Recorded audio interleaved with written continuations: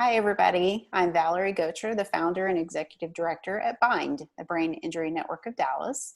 Thanks for joining us for our wellness tips from our members. Today, I've got Norm, a Bind member, and Della, a Bind member, here to share some information with you all about healthy brain foods. Della, can you introduce yourself?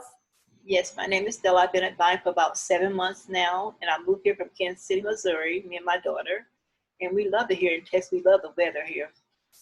We have cold weather in Kansas City quite a bit to me. But when we moved down here in Texas, the warm weather really helped us a whole lot. So I'm really happy about that. We're so glad to have you.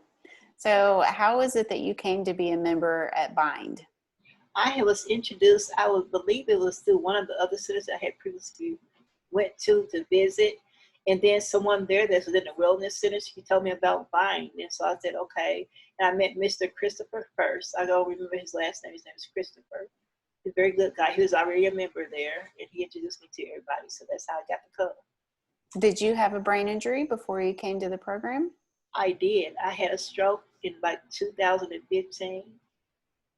And I don't know what type of stroke it was per se, but I do know I had a stroke. And I couldn't do anything. I couldn't walk. I couldn't really talk or anything like that. But now I can do everything now. I feel much better about that. You've come a really long way. You know, my daughter, she helped me a lot too. I'm really grateful for her. And you're a hard worker too. I think there's a lot to be said for that you're very motivated. Thank you. So I appreciate you helping us with this video today. So if you can see that, can you let us know a little bit about why you've got these best brain foods on our list today and why they're important for good brain health? Yes, most of these are antioxidant type of foods, and that's what I thought would be real good in this season and time of our lives. You know, with the corona and all that stuff they've been talking about, the COVID-19 and all that, they're good immune fighters. That's what I liked about it. That's why I decided I would like to do this. And my main thing about this soup that I'm making today is kale. Kale is a very good antioxidant type of food, and it helps fight off immune things as well. Onion is good for immune. Garlic is good for your immune system as well. Spicy sausage, not so much, but I like spicy foods. That's just my thing. And so that's what we're going to make today. Cool. What are some other best brain foods that made your list today? Oh, carrots is a good one. Sweet potatoes and blueberries, walnuts is a very good thing too. Garlic is something else that's very good for it. They say any type of green leafy vegetables are very, very good for your brain food. That's a good thing. Awesome. Well, we don't have enough time to record you making your soup, but are there any other ingredients in your soup? And how can people find a recipe like this? Yeah. They have, you don't put a bay leaf and all that stuff in it. They have Italian seasonings in it and the olive oil in there. And I think that's basically all. They got like a chicken broth that you kind of go with it. You just kind of put it all in there together. You mix it up for about a good 5 minutes or so, they say. 3 to 5 minutes for it to let it cook down very good and everything. And so I think that's pretty much everything. So do you cook the sausage or saute the sausage and the onions first, or do you make the greens first?